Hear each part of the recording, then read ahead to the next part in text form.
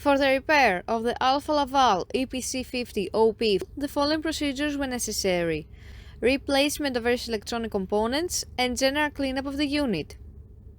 For testing, we add a 24-volt DC power supply. As soon as we turn it on, the unit reacts and the screen lights up.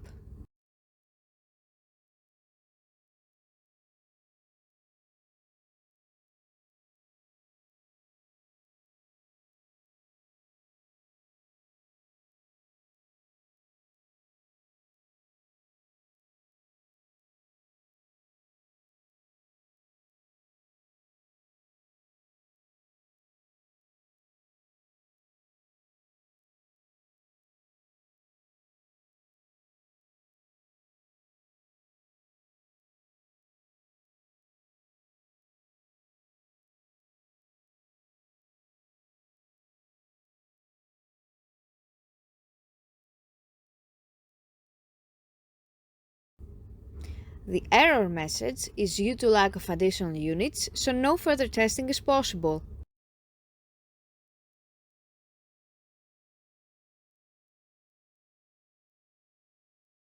Now clear that the is working successfully and is ready to be delivered to the customer.